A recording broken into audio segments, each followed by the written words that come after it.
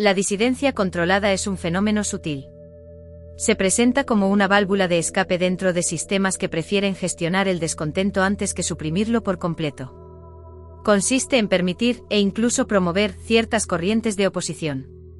Estas corrientes deben mantenerse dentro de unos canales predefinidos, visibles y manejables. Su propósito no es el cambio, sino la contención. Al ofrecer una salida controlada a la frustración, se evita la explosión inesperada. Se canaliza la energía disidente hacia debates estériles, hacia figuras simbólicas sin poder real o hacia causas que no amenazan los pilares fundamentales del sistema. Así se crea la ilusión de pluralidad. Los participantes de esta disidencia rara vez son conscientes de su papel. Creen firmemente en su misión de oposición. Se enfrentan a críticas permitidas, atacan blancos de paja establecidos. Su lenguaje, aunque aparentemente transgresor, sigue un guión tácito. No cruzan ciertas líneas rojas invisibles, porque el propio espacio concedido tiene límites bien definidos. El mecanismo es eficaz porque desactiva por absorción. Al integrar las formas de la protesta, les quita su filo más peligroso. La sociedad observa un teatro de confrontación, donde ambos bandos, el oficial y el disidente controlado, forman parte del mismo ecosistema. Este espectáculo agota la atención pública y los recursos emocionales de la ciudadanía. A largo plazo, el efecto es el adormecimiento. La verdadera disidencia, aquella que cuestiona las reglas del juego y no solo a los jugadores, resulta marginada. Se la confunde con las versiones controladas, se la tacha de ineficaz o se la ignora. El sistema así se fortalece, demostrando una falsa capacidad de adaptación y tolerancia. El mayor peligro de este fenómeno es su capacidad para corromper el instinto crítico. Genera cinismo y desesperanza aprendida. Si toda oposición parece finalmente absorbida o inocua, ¿para qué oponerse? La energía se disipa en una miríada de gestos vacíos, en discursos que hacen ruido pero no mueven los cimientos. Es un laberinto con salidas circulares. Reconocerla requiere mirar más allá de la anécdota y el personaje. Preguntarse si la oposición logra alterar los centros de poder real o solo su representación. Observar si los temas tabú permanecen intocados, mientras se debaten eternamente otros. La disidencia controlada deja un regusto a farsa, a pelea coreografiada donde nadie se lastima de verdad. Al final, es una estrategia de conservación del statu quo. Un sistema inteligente no aplasta toda disidencia, la domestica. Le permite ladrar, pero le quita los dientes. La mantiene cerca, bajo supervisión, usándola como termómetro y como cortafuegos. Así, la revuelta se transforma en un ritual más, en un espectáculo que termina por reforzar el mismo orden que aparentemente desafía. Comprendo. Aquí va el enfoque corregido. En el ecosistema digital de lo espiritual y lo conspirativo, existe una jerarquía. Invisible. Por un lado, están las voces auténticas, aquellas que surgen de décadas de búsqueda, de silencio y de una experiencia difícil de comunicar. Sus canales son modestos, su lenguaje a menudo complejo. Hablan de procesos internos, de sombras personales, de una transformación que no es espectacular. El sistema, ese entramado de algoritmos e intereses que podríamos llamar la Matrix, los mantiene en los márgenes. No los promociona. Su contenido no genera el engagement fácil de la indignación o la revelación sensacionalista. Son una disidencia incómoda, porque su mensaje desarma al individuo desde dentro, lo hace menos manipulable, menos dependiente de gurús externos. El sistema, por tanto, los oscurece. En el centro del escenario, el algoritmo pone a otros. Creadores con miles de suscriptores y millones de vistas. Su discurso es pulido, su producción impecable. Pero algo falta. No hay huella de experiencia real en sus ojos, no hay el peso de lo vivido en sus palabras. Hablan de empoderamiento y despertar como otros venden un curso de marketing. Buscan likes, seguidores, relevancia. Esta es la disidencia controlada. El sistema, los mecanismos de control que algunos llaman arcontes, no los suprime. Todo lo contrario. Los potencia. Los alimenta. Porque son inocuos. Su rebelión es un producto, su espiritualidad una etiqueta. Canalizan la legítima sed de sentido de la gente hacia callejones sin salida digitales, hacia una perpetua búsqueda de la siguiente revelación, del siguiente vídeo que prometa la verdad definitiva. mientras, el buscador sincero navega confundido. El ruido de los famosos sin experiencia ahoga el susurro de los auténticos. El sistema prefiere que sigas a un influencer que te vende la conspiración como espectáculo, antes de que encuentres a un guía discreto que te enseñe a dejar de necesitar guías. Uno te mantiene enganchado a la pantalla, consumiendo. El otro te invita a apagarla y a mirar dentro. Los arcontes, en este juego, son sabios. No gastan energía luchando contra las voces reales. Simplemente las ahogan en un mar de contenido banal y glamuroso. Dejan que las figuras controladas acaparen la atención, definan los términos del debate y, en última instancia, vacíen de significado los conceptos más profundos. Convierten el camino espiritual en una carrera por tener más seguidores que el otro. Así, el control es perfecto. La disidencia permitida es un teatro ruidoso que ocupa todo el espacio. La disidencia real, silenciosa y transformadora, se vuelve casi inaudible. El sistema no necesita censurar. Basta con que la autenticidad no sea rentable, con que el algoritmo no la entienda. Y premia, en su lugar, a los que sin haber pisado el territorio, venden mapas brillantes y falsos a millones de sedientos que no saben distinguir, aún, el agua del espejismo. El riesgo reside en la normalización de lo profundamente disruptivo, presentado con la frivolidad de un entretenimiento más. Estas figuras, carentes de la brújula que da la experiencia larga y humilde, invitan a todo tipo de personajes a sus espacios. A todos tratan con la misma deferencia crítica. El resultado es un popurrí peligroso donde todo suena igual de válido. Uno de los temas más delicados es el contacto con inteligencias no humanas. Lo abordan con una ligereza pasmosa.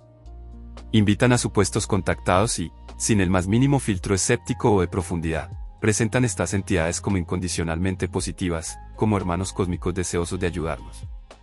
Aplauden cualquier relato, por fantástico que sea. Nunca plantean la pregunta antigua, ¿quién llama a la puerta? ¿Y con qué intención? Esta falta de discernimiento no es inocua. El buscador novato, el espectador ignorante que confía en la autoridad que le da el número de suscriptores, recibe un mensaje tremendamente dañino. Se le incita a buscar contactos, a abrir puertas en su propia conciencia sin las más mínimas precauciones. Se trivializan prácticas que, en todas las tradiciones serias del mundo, se abordaban con temor reverencial, con rigurosas preparaciones y con la advertencia clara de los riesgos. Las consecuencias para estos espectadores pueden ser severas. No hablamos de mera confusión intelectual. Hablamos de perturbaciones psíquicas, de aperturas prematuras que dejan a la persona vulnerable a influencias que no puede comprender ni gestionar.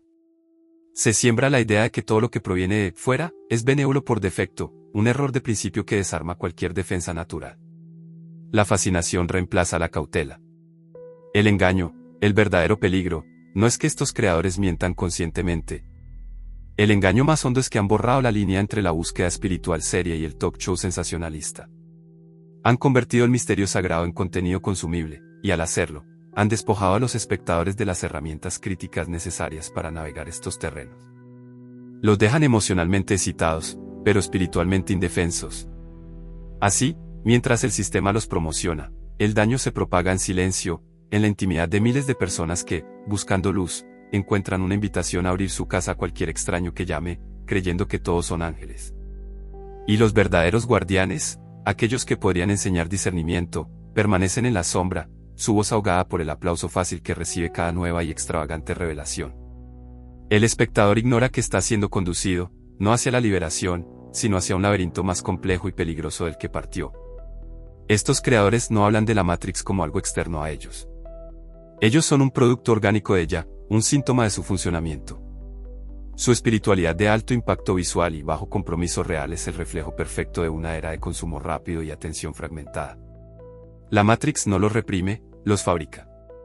El riesgo principal es la confusión de los códigos.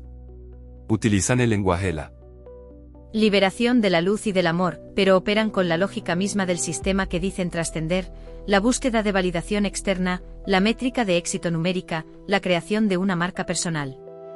Su mensaje, aunque hable de conexión, fomenta una nueva forma de separación, la del gurú digital y su ejército de seguidores. Al invitar a toda clase de personajes y aplaudir cualquier narrativa, especialmente sobre contactos extraterrestres, ejecutan una operación de desinformación espiritual. No filtran, no cuestionan, no profundizan. convierten lo extraordinario y potencialmente peligroso en un espectáculo banal. Esta falta de rigor no es casual. Es la forma en que la Matrix digiere y neutraliza lo misterioso, volviéndolo contenido inocuo, otra categoría más en el menú de opciones de entretenimiento. El espectador ignorante no recibe una guía. Recibe un estímulo. Se le anima a buscar experiencias de contacto, a creer en salvadores interestelares, sin entender que está jugando con fuerzas que desconoce por completo. La Matrix, a través de estos voceros, promueve una apertura indiscriminada de la percepción, algo que todas las tradiciones antiguas consideraban de alto riesgo y que solo se abordaba con una preparación rigurosa. El resultado no es la iluminación, sino la vulnerabilidad. Así, el verdadero trabajo espiritual, el que es callado, humilde y se centra en la disolución del ego, queda oculto. Es opacado por el brillo de estos shows esotéricos.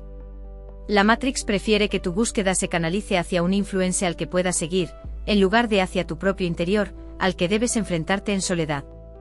Uno genera tráfico, datos y engagement. El otro te hace libre y por tanto impredecible para el sistema. En esencia, estos creadores son la disidencia permitida. Son la prueba falsa que el sistema exhibe para decir, mira, hay libertad, hay exploración. Pero es una exploración dentro de los límites del parque temático. No cuestionan los fundamentos de la jaula, solo decoran sus barrotes con luces de neón y les ponen nombres galácticos.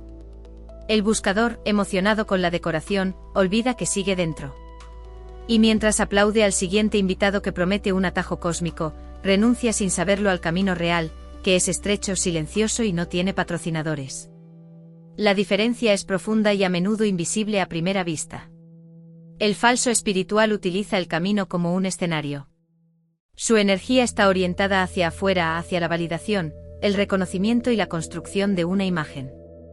Habla de desapego mientras acumula seguidores. Predica la humildad desde un pedestal de likes. Su lenguaje está lleno de certezas absolutas y de promesas grandiosas. Ofrece atajos, resultados rápidos y soluciones mágicas a los problemas de la existencia. Se alimenta de la admiración de los demás. El verdadero espiritual vive el camino como un proceso interno, a menudo incómodo. Su energía está volcada hacia la indagación, la observación silenciosa y la disolución del propio ego. No habla de humildad, la practica en el anonimato. Sus palabras surgen de la duda profunda, de la experiencia directa, y por tanto, están llenas de matices y de la aceptación del misterio. No promete nada, excepto la invitación a mirar dentro. Su trabajo es invisible y no genera aplausos.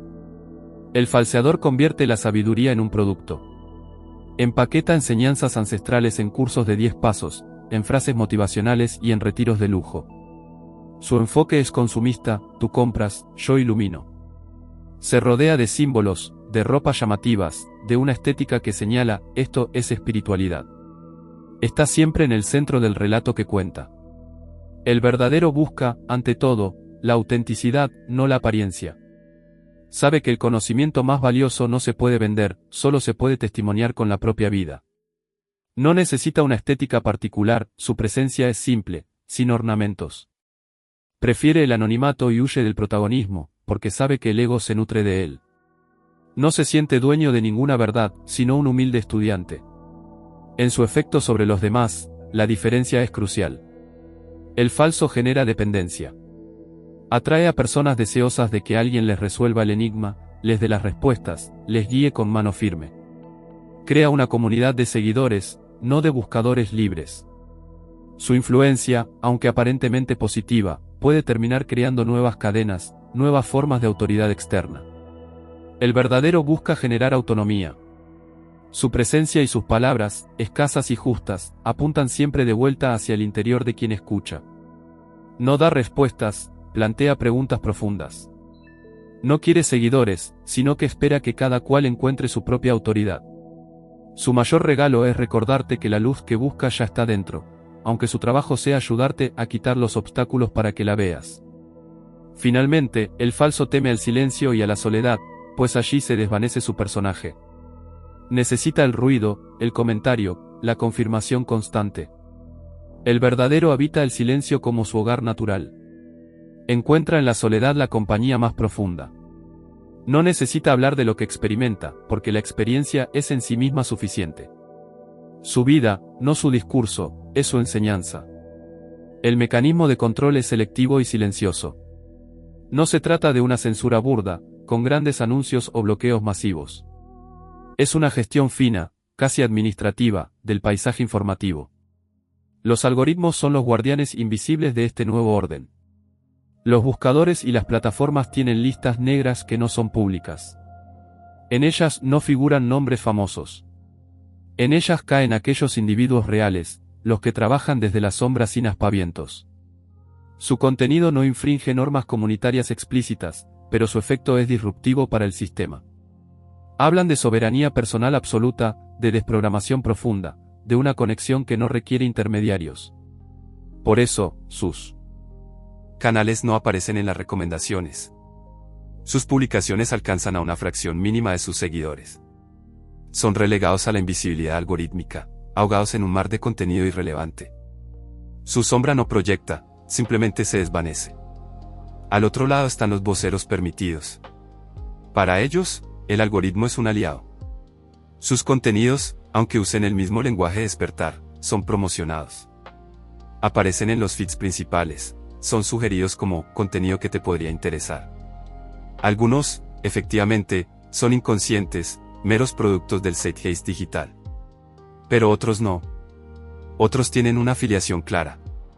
Son miembros de logias, conectados a agencias de inteligencia o a think tanks que operan bajo el paradigma del cambio controlado. Estos últimos no están en una lista negra. Están, en cierto modo, en nómina. Su función no es informar, sino dirigir. Canalizan la energía de la disidencia hacia callejones sin salidas seguros. Desvían la atención hacia teorías complejas que paralizan, o hacia enemigos externos que unifican a las masas en un miedo compartido. Reciben acceso privilegiado, entrevistas, visibilidad. Son la posición oficial, cuidadosamente escenificada. La diferencia de trato es abismal. Mientras al verdadero disidente se le sofoca sin ruido, reduciendo su alcance a un susurro, al agente controlado se le amplifica. Se le dota de producción de calidad, de plataformas de prestigio, de una apariencia de credibilidad masiva. El sistema no lucha contra ellos, los contrata, los integra, o los fabrica desde cero. Son una válvula de seguridad psicológica. El resultado final es una ilusión de libre mercado de ideas. El usuario cree estar eligiendo entre una amplia gama de perspectivas. Pero el menú ha sido cuidadosamente preparado. Las opciones más nutritivas y a la vez más peligrosas para el statu quo están escondidas, fuera del catálogo. Las que se muestran con brillo son, en el mejor de los casos, placebos espirituales, en el peor, caballos de Troya diseñados para confundir y contener. Así, el control se perfecciona. Ya no necesita prohibir.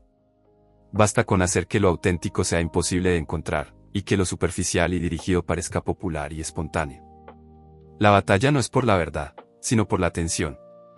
Y la atención es un recurso que el sistema, a través de sus algoritmos y sus agentes, distribuye con precisión quirúrgica, premiando a los sirvientes útiles y condenando al ostracismo a los verdaderos librepensadores.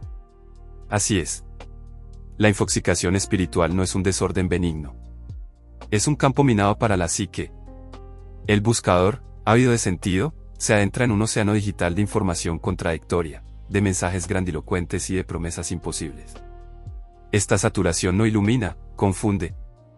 Desactiva el discernimiento natural y abre la puerta a un caos interior profundo. El primer síntoma de este caos es la parálisis por análisis.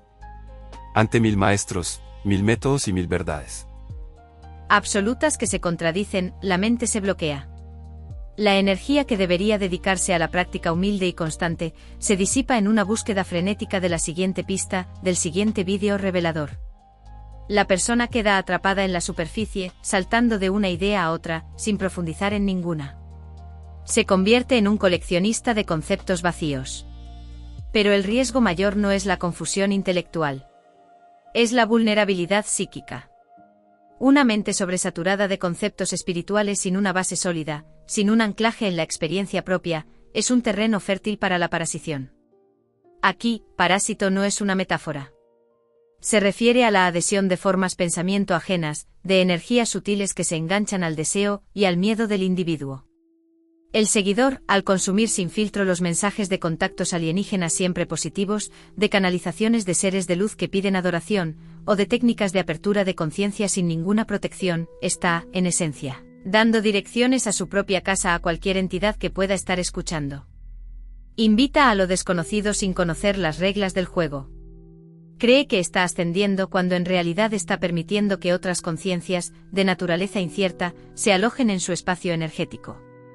Los síntomas de esta parasición son claros para quien sabe mirar: un sentimiento de inflación espiritual, creerse especial, elegido, seguido de brutales caídas en la depresión o la confusión.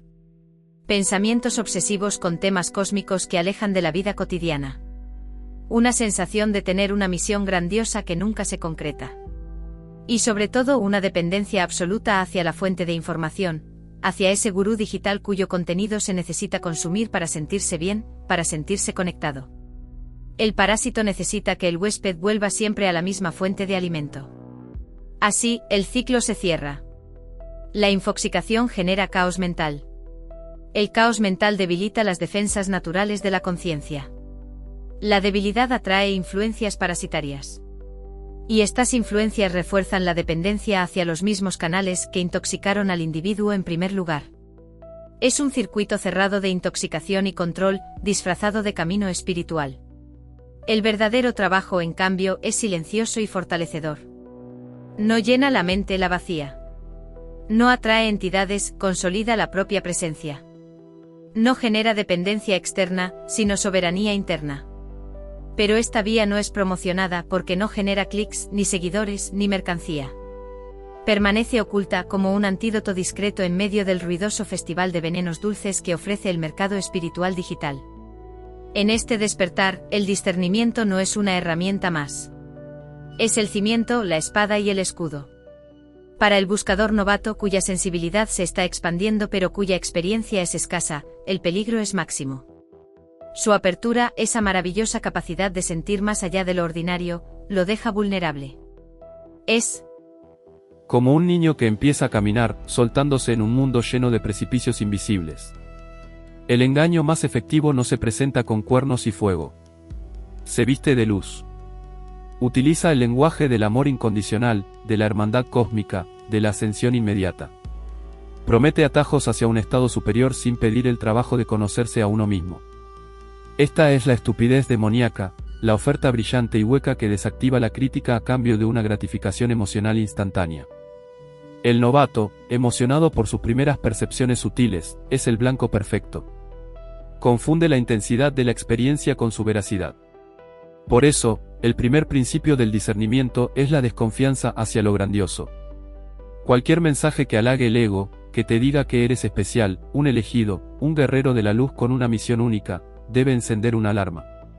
La verdadera espiritualidad, en sus inicios, es humillante. Te muestra tus mecanismos, tus miedos, tu pequeñez. No te infla, te grounding. El segundo principio es la comprobación en la vida concreta. Una enseñanza verdadera, por elevada que sea, se puede aplicar al suelo de la existencia. Te incita a ser más responsable con tus relaciones, con tu trabajo, con tu cuerpo. O te invita a desentenderte de lo mundano para seguir fantasías galácticas. Lo que te aleja de la encarnación, de tu humanidad, es sospechoso. Los parásitos prefieren que flotes en lo abstracto, donde ellos pueden alimentarse de tu energía sin que tú notes el vacío en tu vida real. El tercer principio, y el más crucial, es la soberanía interna. Cualquier fuente, por sabia que parezca, que te haga dependiente de ella, que te diga que solo a través de su canal llegará la salvación, está usurpando tu poder. El verdadero guía te señala la puerta, pero te dice que tú debes cruzar. Te recuerda que la autoridad última reside en tu propio centro, en tu silencio interior, no en sus palabras. El novato debe aprender a consultar primero ese silencio, a sentir la resonancia de una información en su propio cuerpo, no solo en su mente emocionada. El camino auténtico es solitario antes de ser compartido. Exige que el buscador pase por el desierto de la duda, que aprenda a caminar sin certezas externas, que desarrolle su propio criterio desde la experiencia directa, por pequeña que sea. Esta soledad inicial es la forja del discernimiento. Quien la evita, saltando de gurú en gurú, de revelación en revelación, nunca forjará su propia espada. Solo acumulará armaduras prestadas que le pesarán y que, en la hora de la verdad, no sabrá usar. Por tanto, la tarea más urgente para quien despierta no es consumir más información. Es cultivar el coraje de detenerse. De cerrar las pantallas. De sentarse en la incomodidad de no saber y aprender a escuchar la débil pero genuina voz que surge desde dentro, sin adjetivos cósmicos, sin prisa, sin promesas. Ese es el único faro verdadero en medio de la tormenta digital. Todo lo demás, por muy brillante que sea, es riesgo de naufragio.